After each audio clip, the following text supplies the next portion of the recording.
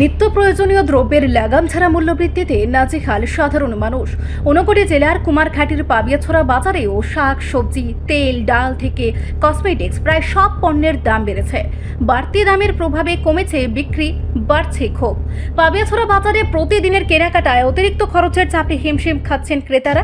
ব্যবসায়ীদের দাবি, পাইকারি বাজারে বেশি দামে পণ্য কিনতে হওয়ায় বাধ্য হয়েই বাড়তি দামে বিক্রি করতে হচ্ছে।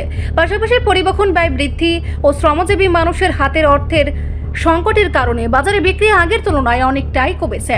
ব্যবসায়ী স্বপন রায়, নির্মল কুমার দে ও গৌতম দাস জানান, দীর্ঘদিনের ব্যবসায় এমন মন্দা আগে দেখা যায়নি। তাদের মতে মূল্যবৃদ্ধির সঙ্গে মানুষের আয় না বাড়ায় ক্রেতারা প্রয়োজনের তুলনায় কম কেনাকাটা করছেন, ফলে ক্ষতির মুখে পড়ছেন ব্যবসায়ীরাও। বাজারে নিত্য প্রয়োজনীয় পণ্যের দাম নিয়ন্ত্রণে প্রশাসনের দ্রুত ও কার্যকর হস্তক্ষেপের দাবি তুলেছেন ক্রেতা ও ব্যবসায়ীরা।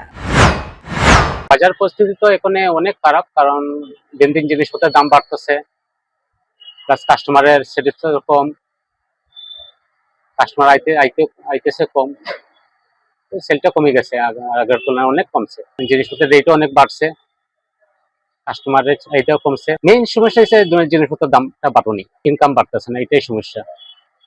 যদি ইনকামটা এরকম বাড়তো তাহলে তো কোনো সমস্যা হইলো না, জিনিসপত্র ঠিকই সেল হইলো না, সবই কেনাকাটা করলো না।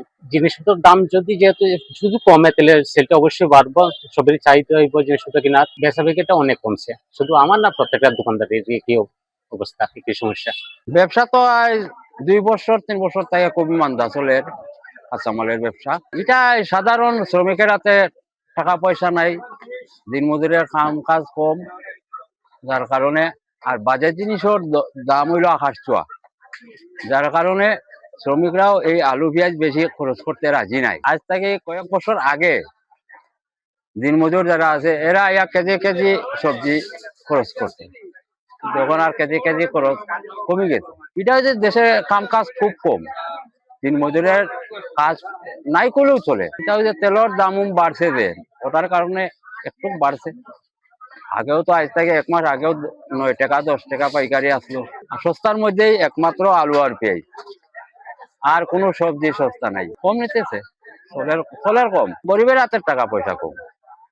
আর এগুলা তো বেশিরভাগও গরিবরা খায়, আমরা কাছ থেকে খরচ করে। যারা কর্মচারী আছে, যারা এরা তো আর আমরা কাছ থেকে আলু পেঁয়াজ নিত না।